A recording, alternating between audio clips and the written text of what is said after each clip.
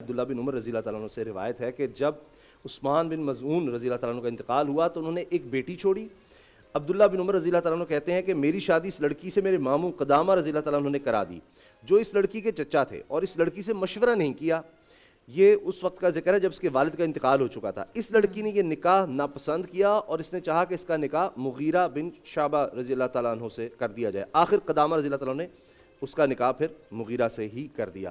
اب اس کا مطلب یہ ہے کہ مرضی تو بالکل ٹھیک ہے, لیکن ایک مسئلہ یہ آ جاتا ہے مفتی صاحب, مفتی نوید عباسی صاحب, کہ ہم دیکھتے ہیں آج کل پہلے خبروں میں بہت زیادہ تھا, اب شاید عام ہو گیا جی, بھاگ کر شادی کر لی, پسند کی شادی کر لی. وہ بچے اس طرح کر لیتے ہیں نوجوانی میں, لیکن اس کے بعد ہم نے دیکھا ہے کہ اتنے مسائل ہوتے ہیں کیونکہ خاندان قبول نہیں کرتا. کہیں جا کر لڑکا لڑکی کوئی آپس میں ظاہر ہے کبھی رنجش کوئی ہو تو وہ خاندان کو اون نہیں کرتا, یہ پھر بڑا مسئلہ پیدا ہو جاتا ہے. بسم اللہ الرحمن الرحیم. اسامہ بھائی شکریہ.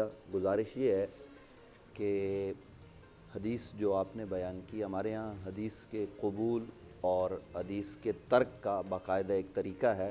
یہی وجہ ہے ہم یہ کہتے ہیں کہ ہر آدمی قرآن کی آیت پڑھ کر اس سے استدلال کرے اور کہے کہ اس کا یہ مطلب ہے, یہ درست نہیں. قرآن کا بھی سیاق اور سباق دیکھا جاتا ہے, اور اسی طرح نبی علیہ السلام کی حدیث کو دیکھا جاتا ہے. اگر وہ حدیث قرآن سے متصادم ہوگی تو ہم اس کو چھوڑ دیں گے, وہ خبر واحد ہوگی.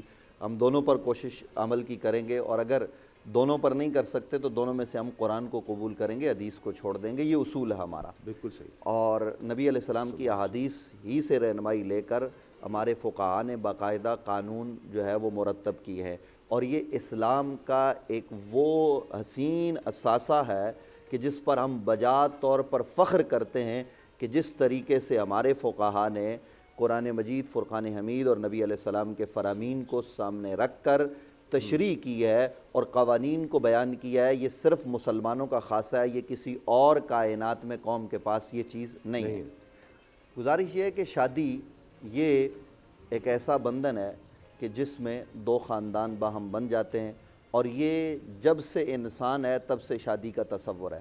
حضرت سیدنا آدم علیہ السلام کے ساتھ حضرت سیدہ حوا کا نکاح ہوتا ہے, اور پھر اس سے نسل آگے بڑھتی ہے, یہاں تک کہ اب میں اور آپ اس زمین پر ہیں, ہمارے بعد کل اور لوگ ہوں گے. تو ہم جو نظام اس وقت جس کی بات کر رہے ہیں وہ نظام ہے نبی علیہ السلام کی شریعت کے مطابق. تو بنیادی بات یہ ہے کہ اپنی مرضی سے شادی. ہمارے ہاں یہ جو آج کل کورٹ کچہری کے مسائل ہیں, میں ڈائریکٹ اسی پر بات کرتا ہوں کہ لوگ جا کر جناب کورٹ میں شادی کر لیتے ہیں, اور پھر اس کے بعد کہتے ہیں کہ جی اب ہمیں قبول کیا جائے, ہمیں خاندان والے قبول نہیں کرتے. اور پھر ایک سلسلہ جس کی ہم جتنی مذمت کریں کم ہے کہ خاتون کو اس کے گھر سے نکال کر لے جانا, ایک لڑکے کا گھر والوں کی اجازت کے بغیر کورٹ میں پہنچ جانا, اور پھر جا کر جو ہے وہ دعویٰ کرنا کہ جی ہم ایک دوسرے کو پسند کرتے ہیں. تو اس حوالے سے بنیادی اصول ذہن میں رکھیے, ہمارے ناظرین بھی یہ بات ذہن میں رکھیں کہ مرضی کی شادی اگر وہ کف میں کر رہا ہے, اور یاد رہے نبی علیہ السلام کا یہ فرمان ہے کہ نکاح اپنے کف میں کرو. یہ اصول آج بہت زیادہ اس کو ترک کیا جا رہا ہے, کف کو چھوڑا جا رہا ہے, برابری کو چھوڑا جا رہا ہے. کف کے بارے میں یہ کہوں کہ اس یعنی ایک برابری. میں ایک عالم دین ہوں, آپ ایک اینکر ہیں, اور اگر آپ دیہات کی کسی لڑکی سے جس کو لکھنا پڑھنا نہیں آتا اس سے شادی کر لیتے ہیں تو وہ اس کے ساتھ تو آپ کی کوئی برابری نہیں ہے. مطلب آپ اس کو کہیں مجھے گھر سے کتاب نکال کر دو تو وہ نہیں دے سکے گی.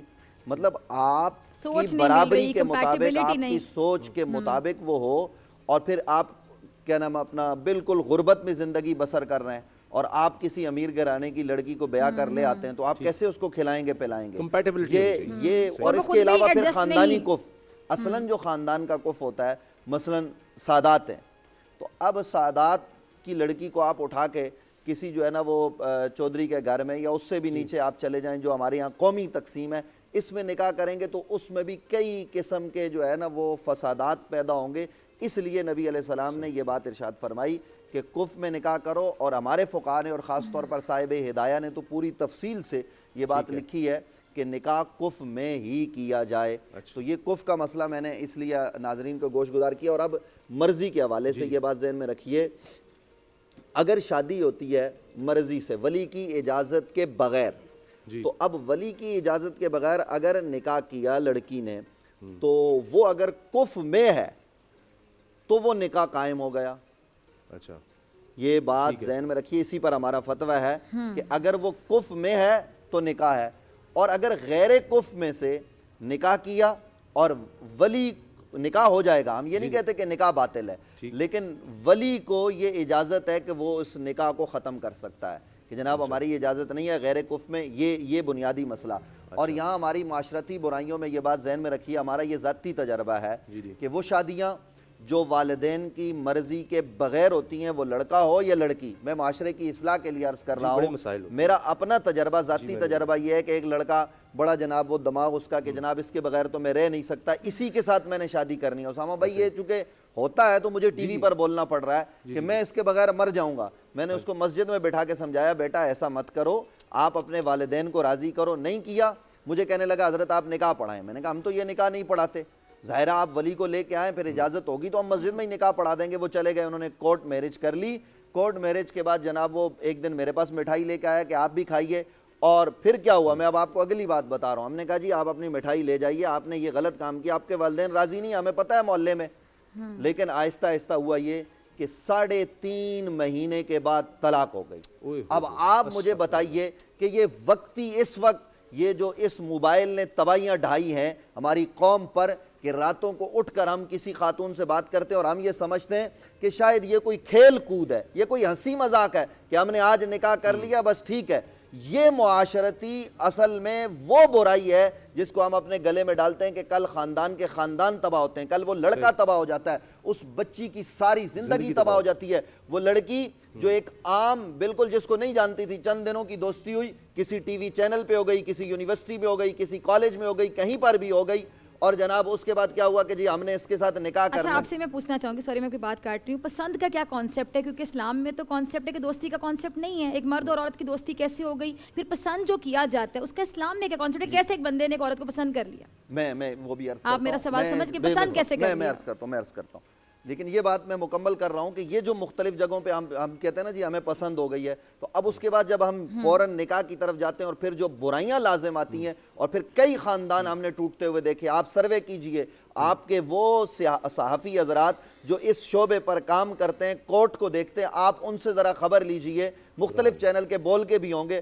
آپ ان سے خبر لیجئے کہ کتنی اس سے برائیاں پھیل رہی ہیں۔ اور جو سوال آپ نے کیا کہ اسلام میں کوئی تصور نہیں، کوئی کانسیپٹ نہیں ہے، ایسا نہیں ہے۔ نبی رحمت صلی اللہ علیہ وسلم نے فرمایا کہ جب تم نکاح کرنا چاہو، دیکھیے بات یہ ہے کہ جو خاندانی اصل میں ہم نے شادی کرنی ہے، جس شادی کی طرف ہم نے بڑھنا ہے، اس کا طریقہ کیا ہے؟ اس کا طریقہ یہ ہے کہ آپ کو پتہ ہے کہ فلاں خاندان میں رشتہ موجود ہے، تو اب آپ وہاں رشتہ لے کر جائیں گے، آپ کے خاندان کی کوئی عورت جائے گی، اور پھر اس کے بعد وہ اپنے لڑکے کے بارے میں بتائیں گے کہ یہ ہمارا لڑکا ہے، یہ اس کا کردار ہے، یہ بچی ہے۔ باہم جب رشتے کی بات چیت ہوگی تو اسلام ایسا ظلم نہیں ڈالتا، اسلام اس بات کی اجازت دیتا ہے کہ نکاح سے پہلے وہ لڑکا لڑکی ایک دوسرے کو دیکھ لیں، ایک دوسرے کو دیکھنے کے بعد وہ خود فیصلہ کریں کہ آیا اب ہم نے نکاح کرنا ہے یا نہیں کرنا۔ اور نبی رحمت صلی اللہ علیہ وسلم نے فرمایا کہ نکاح کرو ان عورتوں سے۔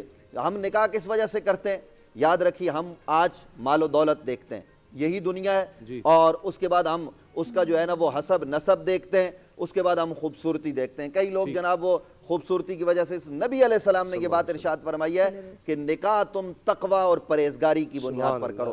جتنی خاتون نیک ہوگی، جتنا مرد نیک ہوگا، گھر کا ماحول اتنا جو ہے وہ بہتر ہوگا۔ تو بنیادی بات یہ ذہن میں رکھیے، اصولی بات کہ ولی کی اجازت کے بغیر اگر کف میں نکاح کیا تو ہو جائے گا، ہے یہ بھی ناپسندیدہ، ہم اس کو پسندیدہ قرار نہیں دے سکتے، کیونکہ ولی بیٹھے تو تب ہی نکاح ہو، اور غیر کف میں کیا تو ولی کو اختیار ہے، وہ نکاح ختم کر سکتا ہے۔ اے نور خدا، نور بصیرت کی طلب ہے، رمضان کا صدقہ تیری رحمت کی طلب ہے، مخفی ہیں اسی ماہ میں رحمت کے قرینے، گرداب سے نکلے ہوئے بخشش کے سفیر، گویا ہیں تیرے عشق میں ہم سب برابر، مجلس کو تو گلدستہ فردوس بنا دے، رندوں کو ثنائے شہ لولاک پلا دے، تو شمع قلم کو ید بیضائی عطا کر، بچوں کو تو افطار میں تسنیم عطا کر۔ رمضان مبارک کی خصوصی نشریات رمضان میں بول، صرف بول انٹرٹینمنٹ پر۔ رمضان میں بول